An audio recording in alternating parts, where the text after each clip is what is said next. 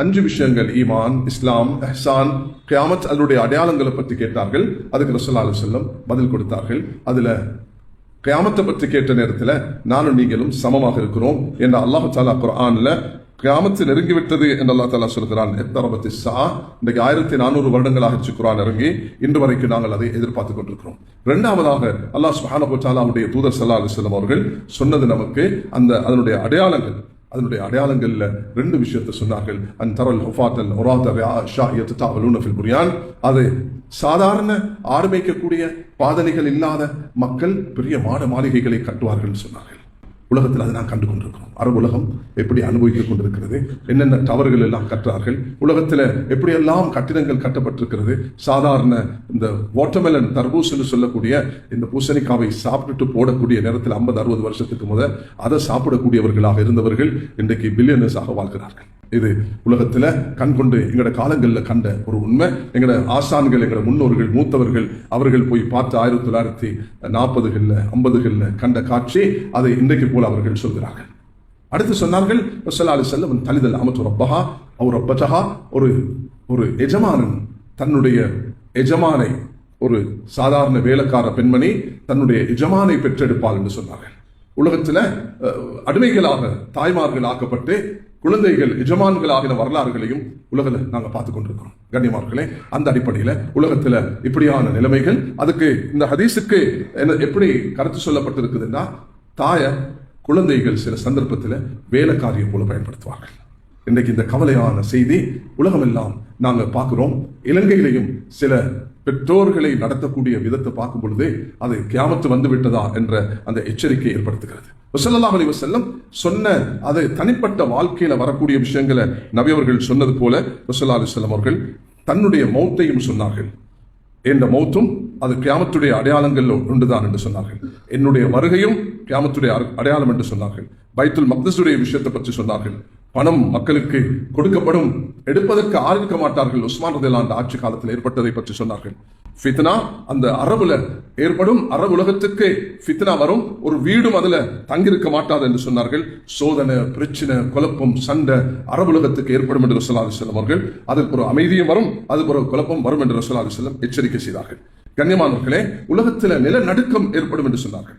அதுல பல ஜப்பான் போன்ற நாடுகள்ல அது எர்த்குவேக்குக்கு செய்யப்பட்ட பாதுகாப்பையும் தாண்டி உலகத்துல பல இடங்கள்ல, அது துருக்கியாக இருக்கலாம், பாகிஸ்தானாக இருக்கலாம், இந்தியாவாக இருக்கலாம், பல இடங்கள்ல நிலநடுக்கம் ஏற்பட்டத தக்சுரு ஜல்சல் நபி ஸல்லல்லாஹு அலைஹி வஸல்லம் அதை எச்சரிக்கை செய்தார்கள்.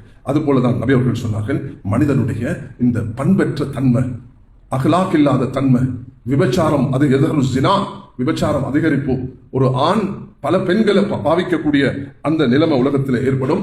உலகத்துடைய WHO உடைய அந்த அறிவித்தல் படி, வேர்ல்ட் ஹெல்த் ஆர்கனைசேஷன் சொல்படி, செக்ஸ் ரிலேட்டட் டிசீஸ் தான் உலகத்தில் அதிகரித்து கொண்டு போகிறது என்ற இந்த தன்னின செயற்கை LGBT போன்ற இந்த நாசகார செயல்களை உலகத்தில் நபி அவர்கள் அடையாளப்படுத்தியிருக்கிறார். அதே நேரம் டிரான்ஸ்ஃபர்மேஷன் ஆஃப் டெக்னாலஜி, இந்த டெக்னாலஜியுடைய வல் ஹல் வல் கைல வல் பிகால வல் ஹமீர் தர்கபூஹா வஸீனா யஹ்லுகு மா லா தஅலமூன் என்று சூரத்துன் நஹ்ல அல்லாஹ் தஆலாவுடைய தூதர் ஸல்லல்லாஹு அலைஹி வஸல்லம் சொன்னதுல ஒன்றுதான், இன்ன மின் அஷ்ராத்தி ஸாஅத்தி யதகாரபு ஸமான், காலம் அப்படி சுருங்கி விடும் என்று சொன்னார்கள். இதோட காலம் சுருங்கும். நேத்து பார் இருக்குது ரமதான், இன்றைக்கு முடிஞ்சிருச்சு, 15 நாள் தாண்டிடுச்சு. யதகாரபு ஸமான், அல்லது இந்த டெக்னாலஜி என்ன செய்யும்னா உலகத்தை அப்படி சுருக்கி காட்டிடும். ஒரு காலத்துல தாத்தாரிகள் முஸ்லிம்கள் 20 லட்சம் பேரை கொண்டார்கள். இது 600 சொச்ச ஹிஜ்ரில. ஆனா அந்த ஊர், அந்த பகதாத், அதை சூழ்ந்துள்ள மக்கள் தான் அதை அனுபவிச்சார்களே தவிர உலகத்துல மற்ற பகுதிகளுக்கு இந்த செய்தி எத்தவில்லை. அது பிந்திதான் இருந்துச்சு.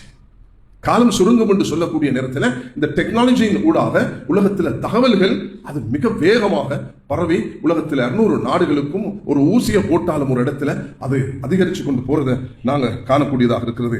ஸல்லல்லாஹு அலைஹி வஸல்லம் அவர்கள் இதற்கு ஒரு முஸ்னத் அஹ்மதுல வரக்கூடிய ரிவாயத்தில் நபி அவர்கள் சொன்னார்கள், காலத்துள்ள பரக்கத்து குறைஞ்சு போகும் என்று சொல்கிறார்கள். அல்லது ஒரு வருஷம் ஒரு மாசத்தை போல இருக்கும், ஒரு மாசம் ஒரு ஜும்மா போல இருக்கும், ஒரு ஜும்மா ஒரு நாளை போல இருக்கும், ஒரு மணி நேரம் அது சொற்ப நேரமாக மாறிவிடும் என்று சொன்னார். அந்த காலம் அது உண்மையிலேயே சுருங்கும், அல்லது அந்த வாழக்கூடிய மக்கள் அந்த நெருக்கத்தின் காரணத்தினால் நான் சொன்னது போல இந்த தகவல்கள் பரிமாற்றம் அதிகரித்துக் கொண்டே இருக்கும். அதனால மக்கள் உடனே எல்லாத்தையும் விளங்குவார்கள். இந்த ஒரு பரக்கத்தில்லாத நிலைமை உலகத்தில் ஏற்படுவதையும் ஸல்லல்லாஹு அலைஹி வஸல்லம் அவர்கள் எச்சரிக்கை செய்திருக்கிறார்கள். அதே நேரத்தில் வேளாண் சகோதரர்களே, இந்த தொழில்நுட்ப செய்தி இதனூடாகவும் உலகத்தில் பல அநியாயங்கள் அட்டகாசங்கள் நடைபெறும். அதில் ரசூலுல்லாஹி அலைஹி வஸல்லம் எச்சரிக்கை கொண்டுதான் இந்த தஜ்ஜாலுடைய வருகை ஏற்படும் என்று ரசூலுல்லாஹி அலைஹி வஸல்லம் 6 அடையாளங்கள்ல தஜ்ஜால் என்று சொன்னார்கள். தஜ்ஜால் என்றால் யார்? நூஹ் அலைஹிஸ்ஸலாத்து காலத்திலிருந்து தஜ்ஜாலுடைய வருகை பற்றி எச்சரிக்கை செய்யப்பட்டிருக்கிறது. அவன் என்ன செய்வான்னா, அவன் ஒரு முஸ்லிம் என்று சொன்னவனை கத்தி எடுத்து வாள் எடுத்து அப்படி 2ஆக அறுத்து போடுவான். நீ என்ன ஏற்றுக்கொள்ளுன்னு சொல்லுவான். ஏற்றுக்கொள்ளாத பட்சத்தில் அப்படி 2ஆக அப்படி பிரிச்சு ஆடு உரிக்கிறது போல வெட்டுறது போல வெட்டிட்டு அது போல அதை உயிர் பெற செய்வான். அந்த உயிர் பெற செஞ்சுட்டு இப்ப கேட்பானா, நான் தஜ்ஜால் இல்ல, நான் தான் ரப் என்பதை நீ ஏற்றுக்கொள்வியா என்று கேட்கப்போல அந்த ஈமான் உள்ளவர் உறுதியாக இருப்பார்.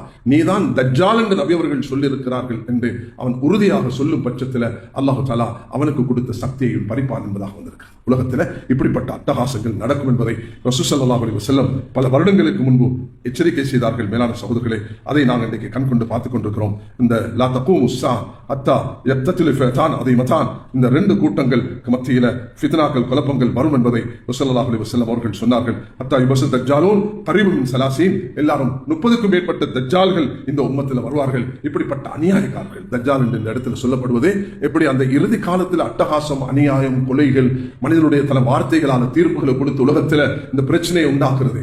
அப்படிப்பட்ட நேரத்தில் எங்களுக்கு என்ன சொல்லப்பட்டிருக்குதுன்னா, நாங்க ஈமானோட, அக்லாகோட, பண்போட, துவாவோட, அல்லாஹ்வுடைய தூதர் ஸல்லல்லாஹு அலைஹி வஸல்லம் நமக்கு காட்டி தந்த அந்த வழிகாட்டலோட எங்களோட வாழ்க்கைகளை நாங்கள் அமைச்சுக் கொள்ளும் நேரத்தில் மேலான சகோதரர்களே, நாங்கள் ஒரு உயர்ந்த நிலைமையை அடைய முடியும் என்பதை நாம் மிக உறுதியாக இருக்க வேண்டும். உலகத்தில் இந்த பதட்டமான நிலைமை இன்றைக்கு மட்டுமல்ல, காலாகாலம் நாங்கள் அனுபவித்துக் கொண்டிருக்கிறோம். உலக மகா யுத்தங்கள், 2ஆம் மகா யுத்தம், இது 3வது யுத்தம் என்று உருவாக்கி விடுமோ என்ற அந்த கலவரம், அநியாயம். உலகத்தில் இந்த அநியாயங்களை செய்யக்கூடியவர்கள் முஸ்லிம்களாக இருந்ததே கிடையாது. முஸ்லிம்கள் இப்படிப்பட்ட கோடான கோடி மக்களை கொண்டதுன்றது வரலாறு கிடையாது. ரசூல் ஸல்லல்லாஹு அலைஹி வஸல்லம் அவர்களுடைய 10 வருட அந்த பத்ர்ல இருந்து ஆரம்பிச்சு தபூக் வரைக்கும் நடந்த யுத்தங்களுடைய எண்ணிக்கையை பார்த்தீங்கன்னு சொன்னா 1300 பேர் தான் முஸ்லிம்களும் அந்நியர்களும் சேர்ந்து கொல்லப்பட்டிருக்கிறார்கள், ஷஹீதா இருக்கிறார்கள் என்ற வரலாறு மிக தெளிவாக இருக்கிறது. அதனால் அந்த விஷயத்துல நாங்க உறுதியாக இருக்கணும். யுத்தத்தை கொண்டு, சண்டையை கொண்டு ஒரு நாளும் உலகத்துல நிம்மதியை, சாந்திய, சமாதானத்தை, ஐக்கிய ஒற்றுமையை கொண்டு வர இயலாது.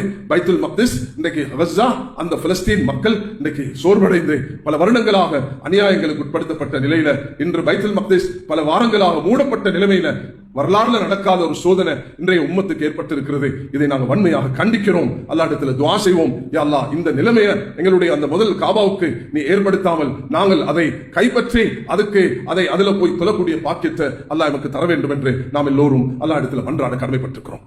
இது முதலாவது விஷயம். மேலான சகோதரர்களே, உலகத்தில் ஏற்பட்டிருக்கக்கூடிய இந்த ஹர்ஜ் என்ற கொலைகள், அநியாயங்கள், அட்டகாசங்கள், கியாமத்துடைய அடையாளங்கள்ல ஒரு சிலர் ரசூலுல்லாஹி அலைஹி வஸல்லம் எச்சரித்தது போலதான் அந்த நேரத்தில் நாங்க என்ன செய்ய வேண்டும் என்றால், ஈமான்ல உறுதியாக இருந்து எங்களுடைய ஈமான பறிக்கொடுத்துடாம நாங்க உறுதியாக இருந்து அல்லாஹ்வோட தொடர்புடையவர்களாக மாறுவதை கொண்டு எங்களோட துஆ, எங்களோட கண்ணீர், எங்களோட இஸ்திக்ஃபார், எங்களோட தௌபா அது உலகத்தில் நிம்மதியையும், சாந்தியையும், சமாதானத்தையும் கொண்டு வரும் என்ற உறுதியான நம்பிக்கையோடு நாங்கள் செயல்பட வேண்டும்.